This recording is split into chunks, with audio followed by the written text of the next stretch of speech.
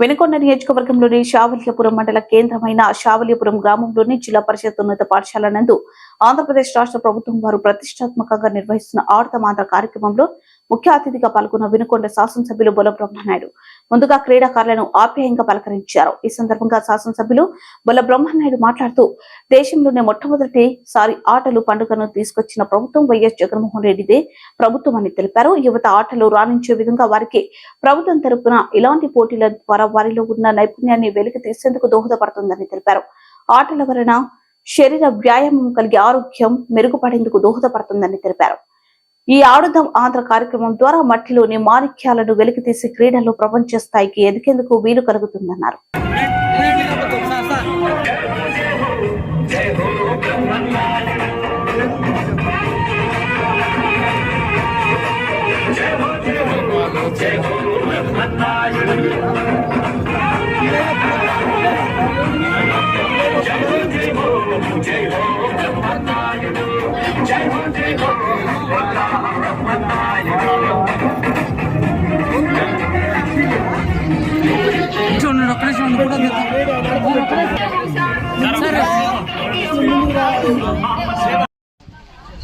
క్రీడాకారుల ప్రమాణం ఆడుదాం ఆంధ్ర టోర్నమెంటు 2023లో పాల్గొనున్న నేను క్రీడల నియమ నిబంధనలను గౌరవిస్తూ మరియు వాటికి కట్టుబడి ఉంటానని, క్రీడాస్ఫూర్తితో భాగస్వామి అవుతానని ప్రమాణం చేస్తున్నాను.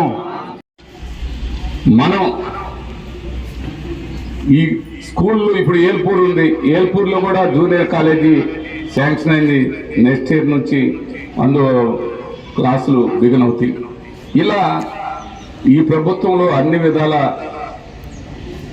మరి నాడు నేడు కార్యక్రమంలో భాగంగా హాస్పిటల్స్ కానీ స్కూల్స్ కానీ పెద్ద ప్రాధాన్యత ఇవ్వడం జరిగింది. ఆ ప్రాధాన్యతలో భాగంగానే ఇవాళ ఆంధ్ర రాష్ట్రం ఎడ్యుకేషన్లో ఇప్పుడు ఈ తరంలో చూస్తే మనం చాలా భారతదేశంలోనే చాలా ముందు వరుసలో ఉన్నామని ఈ సందర్భంగా తెలియపరుస్తున్నాను. ఏ ప్లేస్ ఉంది? Number 1 place.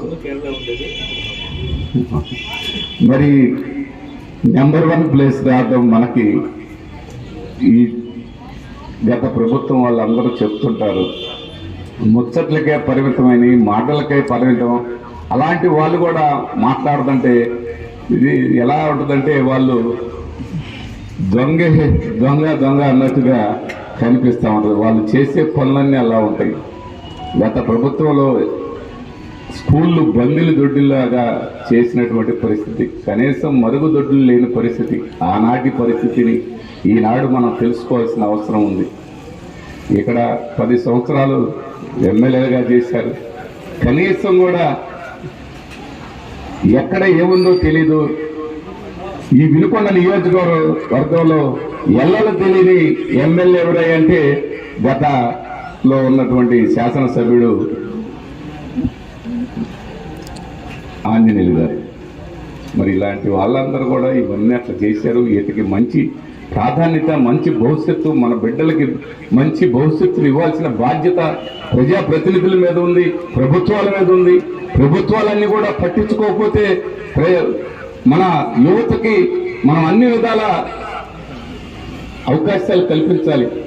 గారడీ మాటలతో షూరిటీ ఇస్తాం, గారడీ చేస్తారు. షూరిటీ అంటారు, గారడీ చెప్తారు.